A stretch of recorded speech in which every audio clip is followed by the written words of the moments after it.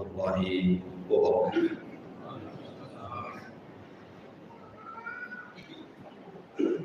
Alhamdulillah wassalatu wassalamu ala Rasulillah wa ala alihi wa sahbihi wa wala haula wa la quwwata illa billahi wa ba'd. Kita lanjutkan kajian kita, masih membahas kitab Syarh Sunnah, dan kita masuk pada perkataan Al-Imam Al-Barbahari rahimahullah ta'ala, wa idza ra'aita ar-rajula yuhibbu Aba Hurairah wa Anas ibn Malik wa Usaid ibn Hudhair fa'lam annahu sahibu sunnatin insyaallah. Wa idza ra'aita ar-rajula yuhibbu Ayyuban wa ibn Aun wa Yunus ibn Ubaid wa Abdullah ibn Idris al-Audi wa Sya'bi wa Malik ibn Maghwal wa Yazid ibn Zuraik wa Mu'ad ibn Mu'ad wa Wahb ibn Jarir wa Hammad ibn Zaid wa Hammad ibn Salamati wa Malik ibn Anas wal Auza'iyyah wa Zaidah ibn Qudamati fa'lam annahu sahibu sunnati. Wa idza ra'aita ar-rajula yuhibbu Ahmad ibn Hanbal wal Hajjaj ibn Manhal wa Ahmad ibn Nasr wa dzakarahum bi khairin wa qala qawluhum fa'lam annahu sahiba sunnatin. Kata Imam Barbahari rahimahullah ta'ala,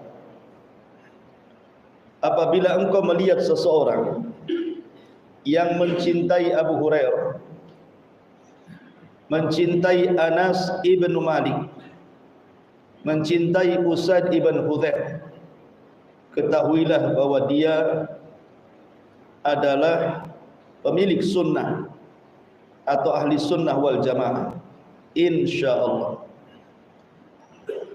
Dan apabila engkau melihat seseorang yang mencintai Ayyub, maksudnya Ayyub As-Sikhtiyani, kemudian Ibn Aunin, kemudian Yunus ibn Ubaid, Abdullah ibn Idris al-Audi, dan juga Imam Sya'bi, Malik ibn Maghwal, Yazid ibn Zuraik, Mu'ad ibn Mu'ad, Wahab ibn Jarir, dan Hammad ibn Zaid serta Hammad ibn Salam, kemudian Malik ibn Anas Auza'i, dan juga Zaidah ibn Qudamah, ketahuilah maka dia termasuk pemilik sunnah atau ahli sunnah wal jamaah. Dan apabila engkau melihat seseorang yang mencintai Imam Ahmad ibn Hanbal, Hajjaj ibn Manhal, Ahmad ibn Nasr, kemudian dia menyebutkan mereka dengan kebaikan, wa qala qaulahum, dan dia berkata dengan ucapan mereka, fa'lam, ketahuilah annahu sahibu sunnati, maka dia pun termasuk ahli sunnah wal jamaah. Baik. Di sini muallif rahimahullahu taala ingin menjelaskan kepada kita sekaligus bantahan kepada ahlul bid'ah wal ahwa yang sebagian mereka mencela para sahabat Rasul, sebagian mereka mencela ulama salaf. Pada fakrah pertama beliau mengatakan, apabila ada seseorang laki-laki atau siapapun yang mencintai Abu Hurairah, kenapa mu'alif rahimahullahu ta'ala menekankan dengan Abu Hurairah,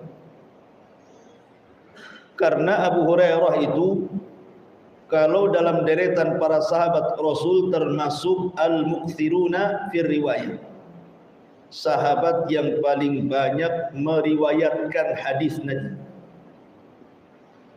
Sehingga ketika mencela Abu Hurairah, tercelalah riwayatnya. Ketika tercela riwayatnya berarti robohlah Islam. Kita tahu bahwa sahabat-sahabat yang banyak meriwayatkan hadis Nabi SAW itu ada 7. Yang paling banyak Abu Hurairah radhiyallahu an meriwayatkan hadis sampai 5.374 hadis. Kemudian setelah Abu Hurairah di bawahnya Abdullah ibn Umar. Beliau meriwayatkan hadis 2.630 hadis. Kemudian di bawahnya Anas ibn Malik radhiyallahu an. Beliau meriwayatkan hadis 2.280 hadis. Kemudian di bawahnya Ummul Mukminin Aisyah radhiyallahu anha. Beliau meriwayatkan 2.210 hadis. Kemudian di bawahnya Abdullah ibn Abbas radhiyallahu anhuma. Beliau meriwayatkan 1.660 hadis. Kemudian di bawahnya Jabir ibn Abdullah radhiyallahu anhu. Beliau meriwayatkan 1.560 hadis. Dan yang terakhir Abu Sa'id Al-Khudri radhiyallahu an meriwayatkan 1.170 hadis. Lihat di sini tingkatannya. Yang paling banyak siapa? Abu Hurairah. Sampai 5.374 hadis. Makanya kenapa khususnya orang-orang Syiah mereka sangat mencela Abu Hurairah radhiyallahu anhu dengan berbagai macam alasan. Yang paling kuat alasan mereka, Abu Hurairah radhiyallahu anhu masuk Islam itu atau mulazamah bersama Nabi SAW itu di tahun ke-7 Hijriah. Sementara Nabi SAW wafat pada tahun 11 Hijriah. Artinya Abu Hurairah berjumpa dengan Rasul dan bermulazamah itu cuma 4 tahun saja. Tidak lama kan? Bagaimana mungkin seorang sahabat sekelas Abu Hurairah radhiyallahu anhu yang hanya bermulazamah 4 tahun kepada Rasul bisa meriwayatkan hadis sebanyak itu? Sementara banyak para sahabat dari kalangan muhajirin yang mereka sudah menemani Rasul sejak di Mekah 13 tahun. Kemudian ke Madinah juga 10 tahun, 23 tahun. Para sahabat Nabi SAW ada selain Abu Hurairah. Kenapa kemudian Abu Hurairah diunggulkan dibandingkan sahabat-sahabat yang lain? Ini yang jadi syubhat orang-orang Syiah. Ma'asyiral muslimin yang dimuliakan Allah Subhanahu wa taala. Baik kita bantah. Ulama membantah, pertama, kenapa kalian heran dengan hafalan kemungkinan hafalan Abu Hurairah radhiyallahu anhu? Sementara orang-orang Arab yang bukan para sahabat, mereka sanggup menghafal nasab-nasab, hari-hari dan bulan-bulan. Boleh jadi mereka jauh lebih banyak hafalannya dibandingkan Abu Hurairah yang hanya 5.000 ke atas saja. Ini yang pertama. Yang kedua, kata para ulama, orang-orang Syiah itu di antara mereka ada ulama Syiah namanya Jabir ibn Yazid al-Ju'fi. Saya ulangi, Jabir ibn Yazid al-Ju'fi itu meriwayatkan riwayat dari Ahmad al-Bakir. Itu 70.000 hadis. 70.000 hadis. Lebih banyak mana? Abu Hurairah atau Jabir ibn Yazid al-Ju'fi? Abu Hurairah 5.000 saja lebih. 5.374 saja kan.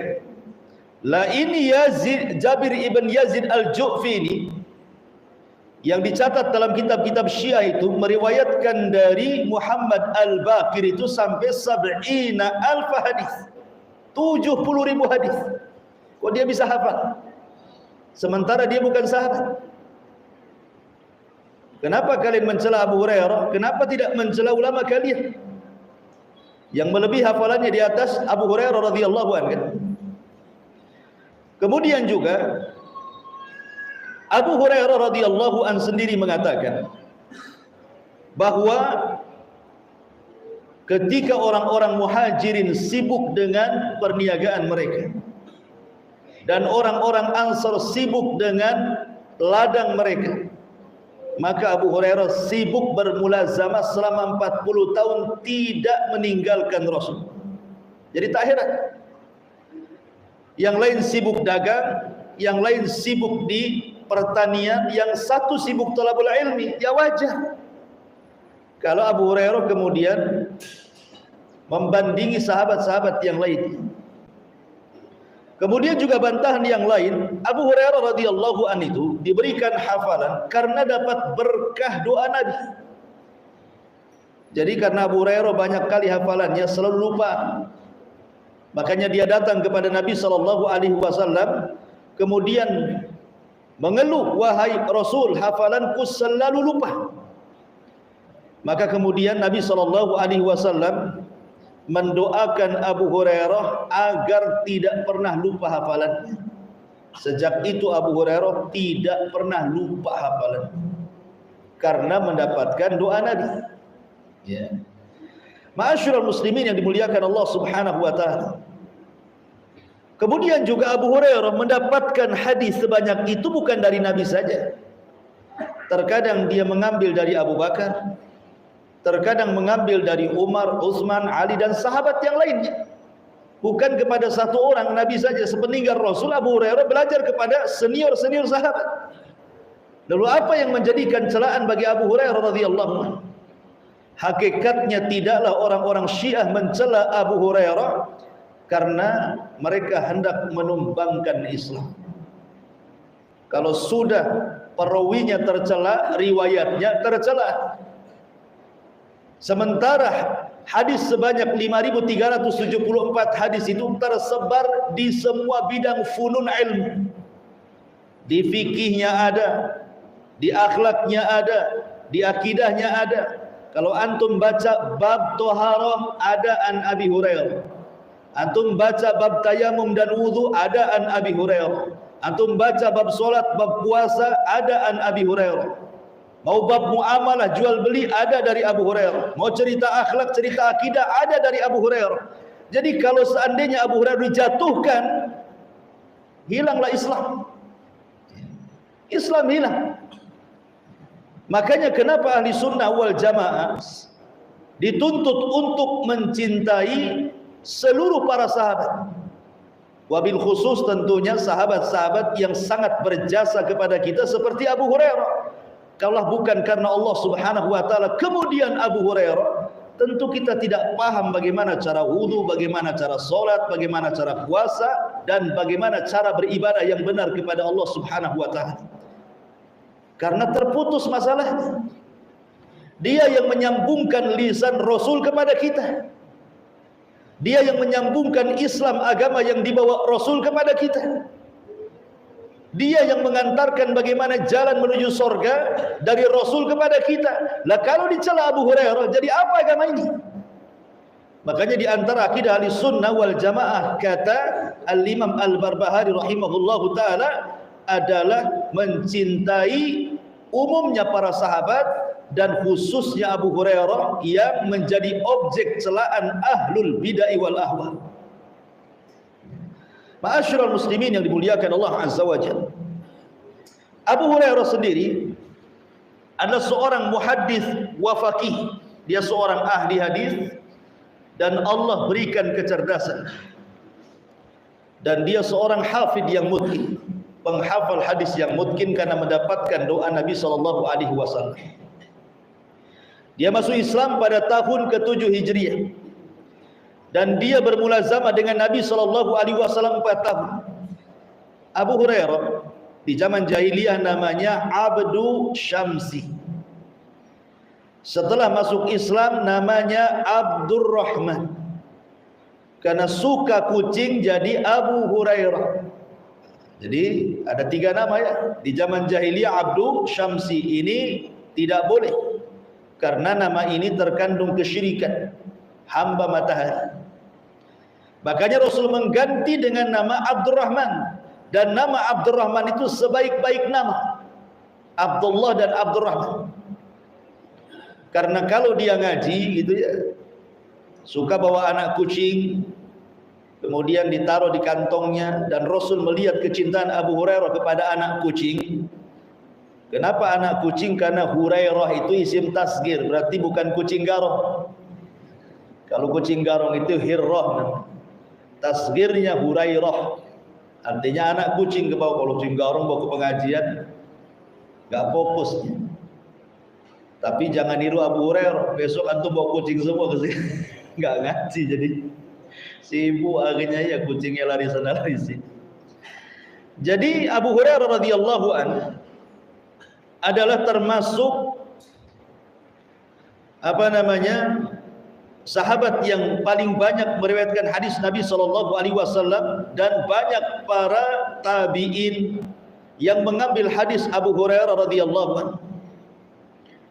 Kemudian juga dicantumkan dalam beberapa ulama yang mengeluarkan hadis, baik dalam Bukhari, Muslim, Abi Dawud, Tirmidzi, Ibnu Majah dan yang lain. Tersebar hadis-hadis Abu Hurairah radhiyallahu anhu. Ma'asyiral muslimin yang dimuliakan Allah Subhanahu wa taala. Dan Abu Hurairah radhiyallahu an wafat pada tahun ke-59. Ini yang pertama. Kemudian yang kedua, kata Imam Al-Barbahari rahimahullahu taala, wa Anas ibn Malik, dan Anas ibnu Malik.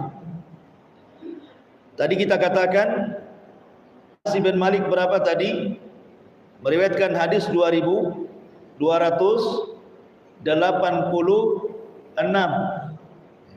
Hafal. Ana aja menghafal. Jadi Anas ibn Malik radhiyallahu an, dia banyak meriwayatkan hadis Nabi SAW wajar. Kenapa wajar?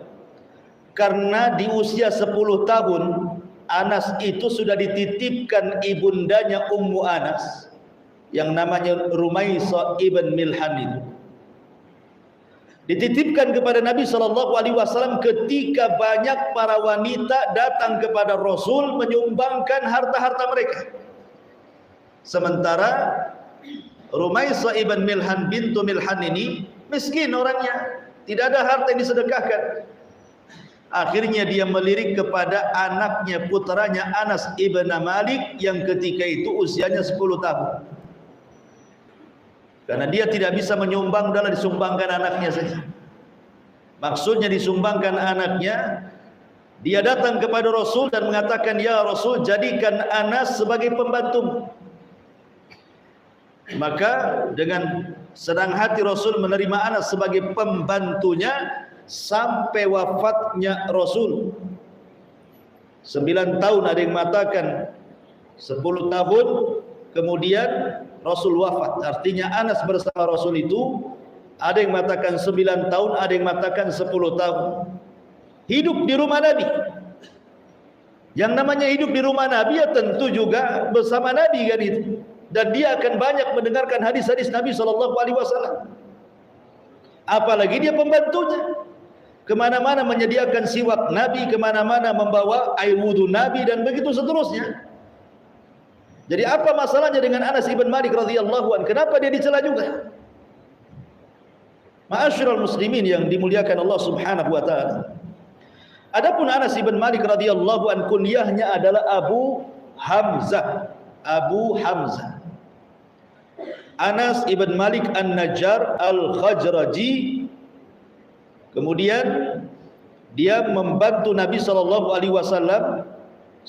sampai 10 tahun, dan dia dimasukkan kepada sahabat peringkat ketiga setelah Abu Hurairah, Abdullah ibn Umar, kemudian Anas ibn Malik yang banyak meriwayatkan hadis dari Nabi SAW.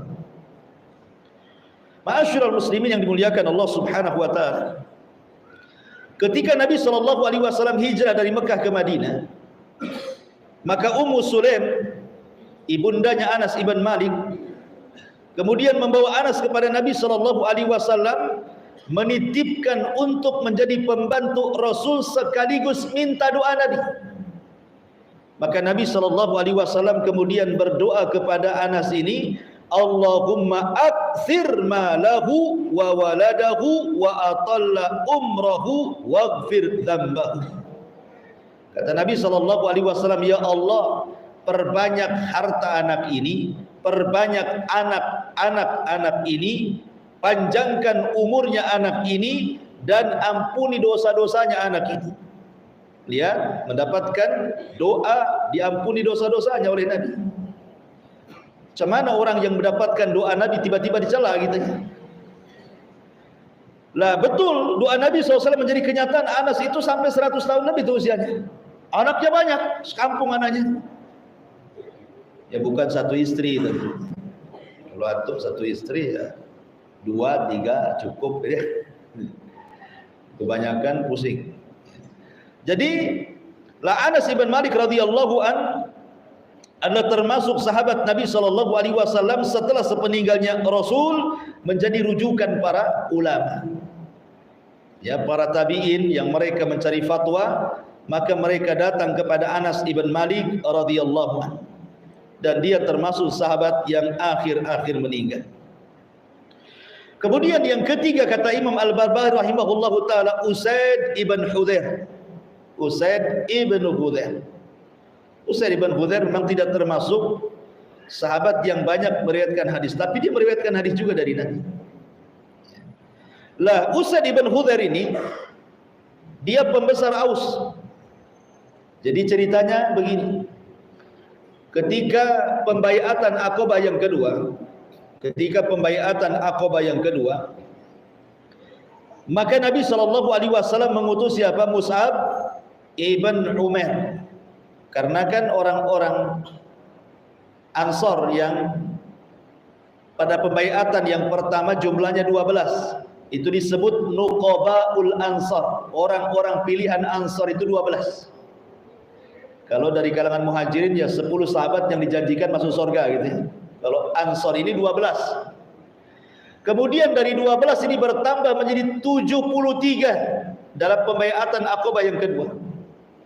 Kemudian sebelum mereka pulang, mereka minta kepada Rasul agar pada pembaiatan yang kedua ini, utuslah kepada kami seorang juru dakwah, pakar Quran, agar bisa mengajarkan Quran di kota Madinah. Maka diutuslah siapa? Mus'ab ibn Umair radhiyallahu anhu. Lah kemudian Mus'ab ibn Umair ini ketika sampai di Madinah, maka dia menginap di rumah As'ad ibn Zurarah. Itu pembesar, dia masih ada kerabat dengan pembesar Aus, namanya Sa'd bin Mu'adz. Lah ketika Mus'ab ini berdakwah di kota Madinah, kedengaran sama Mus'ab ibn Mu'adz. Dia masih kafir, belum masuk Islam. Kemudian dia mengirim Usaid ibn Hudzair ini, wahai Usaid, coba kau datangi itu orang yang datang dari Mekah itu, maunya apa dia? Kalau perlu usir saja, kata. Akhirnya kemudian Usaid pun datang ke rumah As'ad ibn Zurarah, ingin berjumpa dengan Mus'ab ibn Umair. Tapi Mus'ab ibn Umair itu orangnya luar biasa. Nabi itu kalau ngirim orang gak sembarang orang. Nabi mengirim satu dipilih yang paling tampan, supaya belum ngomong saja orang suka. Kalau serem belum ngomong sudah takut. Yang kedua, memang memiliki akhlak yang tinggi. Orangnya sopan, orangnya juga mudah bergaul, dan retorika berbicaranya memang dia orator ulung, Mus'ab ibn Umair ini. Jadi ketika kemudian Usaid ibn Hudzair datang gitu ya, Kemudian mau marah-marah, sudah bawaannya emosi saja, mau ngusir Mus'ab ini. Kata Mus'ab, gini sajalah, kita objektif saja. Kamu duduk dulu sama saya, cobalah kita ngobrol dulu soal Islam. Kalau engkau tertarik, alhamdulillah. Kalau engkau tidak tertarik, tak perlu kau usir aku pulang sendiri. Ini kan objektif namanya. Oke lah, kata Usaid ibn Hudhair. Duduklah dia bersama Mus'ab ibn Umair. Dibacakanlah ayat-ayat Al-Quran, wejangan-wejangan Rasul. Tiba-tiba hidayah masuk pula ke hati Usaid ibn Hudhair. Langsung dia bersyahadat di hadapan Mus'ab ibn Umair.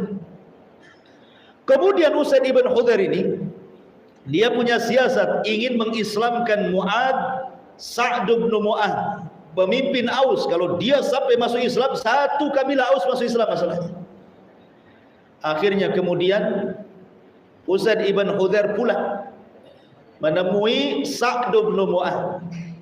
Sa'd bin Mu'ad heran.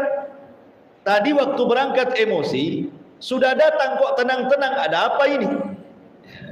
Kok tadi berangkat saja nampak marah-marah, mau emosian gitu. Datang pula tenang wajahnya. Ada apa dengan kamu? Apakah kau sudah terkena dakwahnya orang Mekah itu? Kata Usaid ibn Hudhair, dia mengelabui siapa pemimpin Aus ini. Justru tidak dibahas soal Mus'ab ibn Umair ini, tapi dibahas soal As'ad ibn Zurar. As'ad ibn Zurar itu kan keponakannya. Kemudian dia mengatakan As'ad ibn Zurar itu mau dibunuh orang. Kamu harus datang ke sana. Oh, karena bagaimanapun hamiah jahiliyah itu, sama-sama satu kabilah disakiti, marahlah. Jadi fokusnya ini tidak lagi perkara masalah Mus'ab bin Umair, fokusnya kepada orang yang akan membunuh siapa? As'ad bin Zurar. Oh, langsung diambil pedangnya nih Sa'd bin Mu'adz ini. Ayo kita berangkat temui. Sampai di sana tak ada apa-apa. Ya. Malah berjumpa dengan Mus'ab bin Umair. Oh, marah dia karena merasa ditipu kan. Akhirnya kemudian Mus'ab pun persis seperti yang dikatakan kepada Usaid bin Hudhair. Duduk aja dulu. Kalau kau oke dengan kata-kataku, alhamdulillah. Enggak pun saya pulang hari ini. Duduk pula nih Sa'd bin Mu'adz ini. Allah takdirkan masuk pula hidayah, bersyahadat juga dia. Subhanallah. Sekali dengar, sekali mendapatkan dakwah, masuk Islam.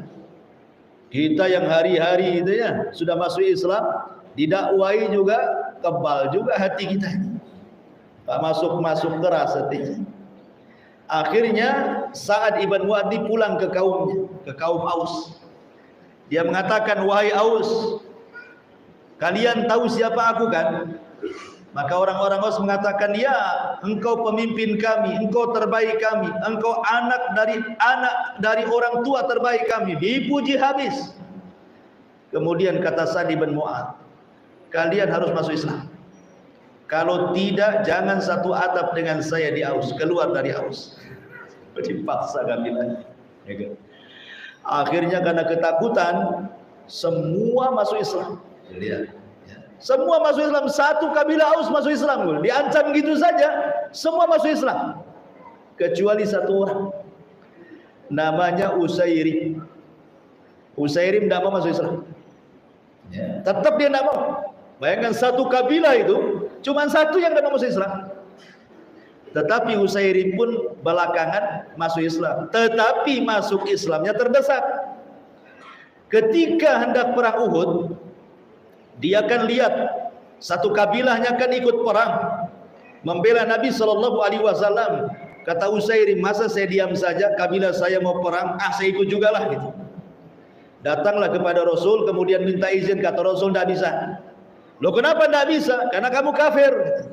Kalau kamu ingin perang, syahadat dulu.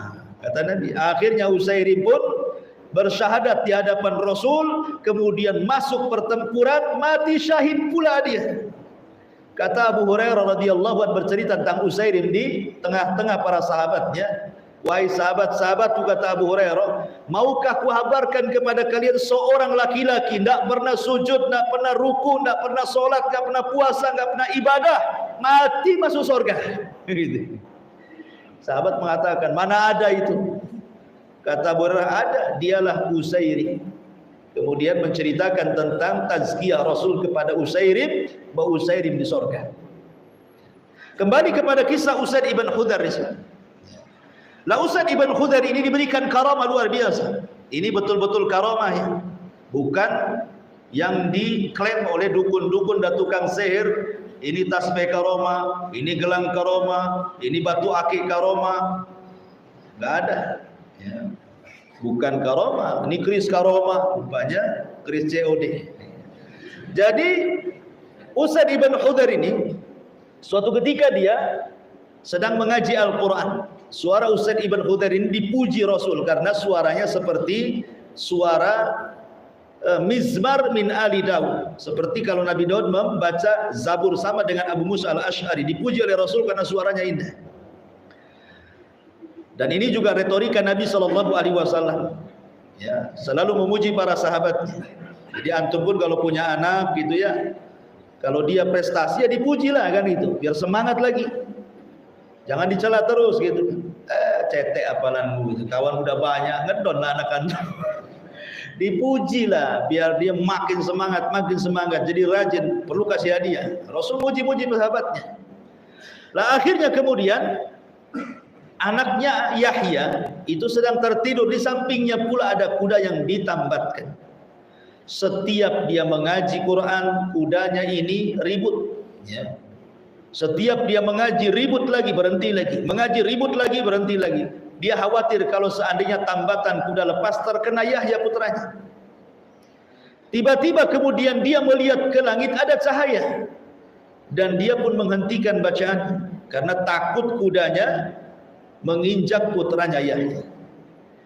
Kemudian keesokan harinya dia datang kepada Nabi SAW menceritakan soal apa yang terjadi semalam. Apa kata Nabi SAW? Ya Usaid, kalau engkau terus membaca Al-Quran malam tadi, sungguh malaikat-malaikat akan turun ke bumi dan manusia bisa melihatnya. Ya. Itulah Usaid ibn Hudhar. Karena Usaid ibn Hudhar ini adalah pengasas, pemberi hidayah kepada siapa? Kepada Mus'ab, kepada Sa'ad ibn Ubadah, yang menjadikan satu kabilah Aus masuk Islam.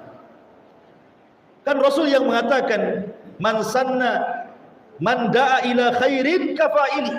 Siapa yang mengajak manusia kepada kebaikan, maka dia akan mendapatkan pahala siapapun yang mengikuti dan mengerjakannya. Man dalla ala khairin falahu ajru wa ajru man tabi'ahu la yanqusu min ujurihim syai'a. Siapa yang mengajak manusia kepada kebaikan, dia dapat pahala, dan pahala yang mengikutinya tanpa mengurangi pahala mereka sedikit pun. Jadi memang posisi Usaid ibn Hudhar ini adalah posisi strategis karena dia pemimpin Aus juga masalahnya. Jadi makanya kenapa kemudian banyak yang mencela dari kalangan ahlul bid'ah wal ahwa ini kepada Usaid ibn Hudhar. Makanya di sini kemudian mu'alif Imam Barbari membela, siapa yang mencintai Abu Hurairah, dia ahli sunnah. Siapa yang mencintai Anas ibn Malik, dia ahli sunnah. Siapa yang mencintai Usaid ibn Hudhar, dia ahli sunnah. Dan ini ikhwatu fiddin, ada pembahasan penting tentang boleh enggak seseorang itu imtihan itu memberikan semacam ujian, pertanyaan kepada manusia. Karena di zaman itu, di zaman salaf dulu, ya, terkadang sebagian mereka itu menguji manusia. Ditanya bagaimana tentang si fulan, boleh tidak, ya kan? Maka ulama mengatakan oh boleh, dia seorang thiqah, seorang soduk, seorang sunni. Kemudian boleh enggak mengambil hadis dari si fulan? Kata para ulama seperti Imam Ahmad mengatakan, oh jangan diambil karena dia kadzab, pendusta, dan begitu seterusnya. Syekh Shalih Fauzan hafizahullah taala ditanya, dan juga Syekh Utsaimin juga membahas masalahnya. Ada orang yang kemudian menggunakan kaidah-kaidah para ulama dalam menilai ulama, kemudian dipakai orang sekarang yang bukan ulama untuk menguji yang bukan ulama juga. Ustaz, gimana Ustaz anu itu? Oh, enggak boleh itu, sururi. hizbi, dolal, tidak boleh ngaji. Gimana orang? Kita bukan ulama, dan yang dinilai juga bukan ulama. Kenapa kemudian memuji seperti itu? Kalau yang seperti ini akidahnya ahli bid'ah. Ma'asyiral muslimin yang dimuliakan Allah Azza wa Jalla, di antara salah satu kebiasaan ahli bid'ah itu, terkadang mereka berani kemudian menilai seorang ulama disesatkan. Contoh umpamanya, Ustaz, bagaimana menurut antum tentang Syekh Albani? Wah, dia bukan muhaddis, muhaddas dia. Kurang ajar kan? Gimana tentang Syekh bin Bas? Oh, Wahabi. Langsung sesat, tidak usah diikuti. Siapa anda bisa menilai ulama pula? Ma'asyiral muslimin yang disayangkan, terkadang sesama yang mendakwahkan sunnah, mendakwahkan kepada pemahaman salaful ummah, kemudian menggunakan kaidah ikhtibar, imtihan 'alan nas. Makanya kata Syekh Shalih Fauzan hafizahullah taala, ini hanya berlaku di antara a'immah saja. Memang para ulama yang memang top-top ya, orang seperti ya di zaman dulu yang dicontohkan ini kan ikhtibar. Bentuk ikhtibar di sini kan, imtihan gitu ya. Tentang siapa Abu Hurairah, maka Imam Barbari menjawab, Abu Hurairah adalah sahabat Nabi, kita wajib mencintainya. Kalau anda tidak mencintainya, anda bukan ahli sunnah. Seolah-olah seperti itu ngomongnya. Bagaimana menurut Anas bin Malik? Anas bin Malik sahabat Rasul, kita wajib mencintainya. Kalau anda membenci Anas bin Malik, anda bukan ahli sunnah. Ini yang kemudian kaedah-kaedah yang diterapkan dahulu oleh para ulama dicoba pula diterapkan hari ini. Makanya Syekhul Islam Ibn Taimiyah rahimahullahu taala menilai orang itu cukup menilai secara mujmal, jangan tafsir. Mujmal itu maksudnya kalau memang orang ini 90% lebih gitu ya, atau 70% ke atas lah, memang dia berdakwah dan memperjuangkan Al-Quran Sunnah sesuai dengan pemahaman para sahabat, atau mungkin ada beberapa persen mungkin dia tergelincir dalam kesalahan, maka kita maafkan kesalahan. Tetapi secara garis besar dia adalah pendakwah sunnah. Sebab kalau seandainya menilai orang itu dengan rincian-rincian, ini akan terjadi perselisihan, terjadi kezaliman. Bagaimana tidak zalim? Coba bayangkan. Orang ini mengajak manusia ke jalan Allah, mengajak manusia kepada sunnah, mengajak manusia kepada jalan salaful ummah. Tiba-tiba dikatakan jangan ngaji sama dia. Apa enggak zalim itu namanya? Dan ini masuk pada perkara hulu. Hulu itu apa? Ekstrim dalam berdakwah. Antum sudah mengotak-ngotak hizbi namanya ya. Antum menuduh orang hizbi, anda pula terjatuh kepada hizbi sebenarnya. Karena anda sedang mengotak-ngotak, itu masalahnya. Jangan sampai kemudian ahli sunnah dipecah belah dari dalam. Ma'asyiral muslimin yang dimuliakan Allah Azza wa Jalla. Kalau kita cerita contoh umpamanya Al-Hafidh Ibnu Hajar Al-Asqalani atau imam yang lainnya, Imam Baihaqi atau yang lainnya, dari segi akidah, Al-Hafidh Ibnu Hajar pengarang kitab Fathul Bari itu, yang menyarah kitab Sahih Bukhari, itu akidahnya Asy'ariyah. Akidahnya Asy'ariyah. Apakah kita katakan dia ahli bid'ah? Tidak ada ulama mengatakan dia ahli bid'ah kan? Tidak ada. Siapa yang berani mengatakan Ibnu Hajar ahli bid'ah? Kenapa? Ya mungkin kalaupun dia terjatuh pada akidah tersebut, mungkin dalam hal ini wafaqa Asy'ariyah, mencocoki Asy'ariyah dalam bab ini. Nah, gitu ngomongnya. Karena secara keseluruhan ulama ini mendakwahkan dakwah sunnah. Makanya kenapa Imam Zahabi rahimahullah ta'ala mengatakan, kalaulah manusia itu dihukumi sesuai dengan kesalahan yang tergelincir, maka tidak ada satupun ulama yang selamat. Tidak Ibnu Manda, tidak Sufyan Ats-Tsauri, tidak Sufyan ibn Uyainah, dan tidak ulama-ulama yang lain. Karena setiap ulama itu pasti ada tergelincirnya, ada kesalahannya, karena mereka bukan maksum kan. Yang maksum kan cuma Nabi saja. Maka dari sini pentingnya sikap insaf namanya ya. Insaf itu harus adil dalam menilai. Antum sesama pasangan antum suami istri saja harus insaf. Kata Nabi SAW, la yafruqu mu'minun mu'minatan. Tidak boleh seorang suami mencela istri. Kalau ada sesuatu yang tidak disukai dari istri, maka lihat kebaikannya. Gitu kan? Kan kata Nabi begitu. Antum tidak suka dengan tetangga nih, jangan langsung main tidak suka saja. Lihat kebaikan tetangga ini, lebih banyak baiknya sama kita atau lebih banyak jahatnya, gitu maksudnya. Ini kaidah ini juga masuk gitu ya ke rumah tangga. Kita tidak mencela saja, apalagi sesama ahli sunnah, sesama orang-orang yang mendakwahkan dakwah sunnah. Harusnya kan masing-masing tegang rasa. Ini tidak, sudah ya. Sudah kemudian berani menyesatkan yang lainnya. Kalau seperti ini, sampai kapan hidayah masuk kepada manusia? Justru ahli bid'ah wal ahwa makin senanglah tepuk tangan mereka. Tuh, ngaku-ngaku salaf, debat sana sini, tahdir sana sini kan. Katanya mendakwahkan persatuan, mereka sendiri yang memecahkan diri mereka sendiri. Sudah sedikit pecah lagi katanya. Jadi yang rugi dakwah Islam, dakwah sunnah akhirnya. Ma'asyiral muslimin yang dimuliakan Allah Subhanahu wa taala. Baik. Kemudian fakrah yang kedua, kata muallif rahimahullahu taala. Wa idza ra'aita ar-rajula yuhibbu ayyuban. Apabila seorang laki-laki atau seseorang siapapun mencintai Ayyub. Siapa Ayyub di sini? Maksud Ayyub di sini adalah Ayyub As-Sikhtiyani. Ayyub As-Sikhtiyani Al-Anazi. Dia termasuk pemimpin para tabi'in, Ayyub As-Sikhtiyani.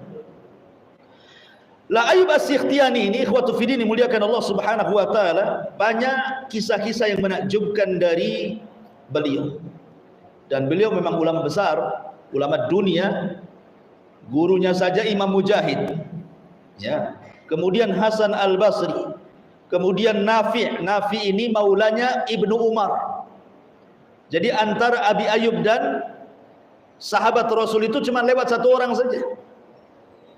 Kemudian murid-muridnya siapa? Bukan orang biasa murid-muridnya. Sufyan Ats-Tsauri, Sufyan ibn Uyainah. Kemudian Imam Malik. Imam Malik itu muridnya Malik ibn Anas. Siapa yang tidak kenal Imam Malik? Gurunya Imam Syafi'i, ya kan? Kemudian Syu'bah ibn Hajjaj Abu Bistam, yang terkenal ahli hadis ini. Lah, kisah-kisah yang saya kisahkan yang mungkin saya anggap menarik, Ayyub As-Sikhtiyani rahimahullahu taala, dia dikenal dengan zuhudnya. Dikenal dengan zuhud. Jadi walaupun dia kan kalau membaca hadis Nabi SAW ataupun membaca Al-Quranul Karim, itu selalu menangis. Tetapi tidak ditampakkan tangisannya. Jadi kalau dia menangis itu pura-pura batuk. Pura-pura batuk gitu. Kalau nangis itu pura-pura batuk. Dia ditanya, kenapa anda imam? Katakan saya lagi zukam, cuaca lagi dingin gitu. Jadi dia berusaha untuk menyembunyikan amalannya. Tetapi kalau dia berpakaian, pakaiannya mahal-mahal. Ayyub As-Sikhtiyani, pakaiannya bermerek lah kalau zaman sekarang tuh kan. Dari sini ada kaidah, ingat, ada orang yang memahami zuhud salah. Seolah-olah zuhud itu sesuatu yang tampak, sama dengan kibar, sombong itu sesuatu yang tampak. Bukan, ya. Jangan memahami zuhud itu sesuatu yang tampak. Oh, pakainya robek-robek, kenapa? Zuhud. Makanya nasi kering yang dikeringkan, kenapa? Zuhud katanya. Bukan itu miskin namanya. Bukan zuhud. Jadi zuhud itu di hati, ikhwan, bukan dalam sesuatu yang tampak. Ini Ayyub As-Sikhtiyani seorang ulama zahid, dia pakai pakaian. Makanya ketika Rasul mengatakan orang yang memakai pakaian bagus, sandal bagus, kemudian celana bagus, apakah itu termasuk kesombongan? Kata Rasul, bukan. Sombong itu menolak nasihat dan merendahkan manusia, itu dikatakan sombong. Kalau anda pakai baju bermerek kemudian merendahkan, oh bajumu itu second ya, nah itu baru sombong, ya, karena merendahkan orang. Tapi kalau pakai baju saja merendahkan orang, itu bukan sombong, itu tahadus bin nikmah. Namanya ya tahadduts bin nikmah. Antum punya uang ya wajarlah saya beli bagi sini uang saya. Tapi bukan dalam rangka pamer merendahkan orang. Kalau sampai merendahkan orang, di sini letak kibernya, sombong. Ya.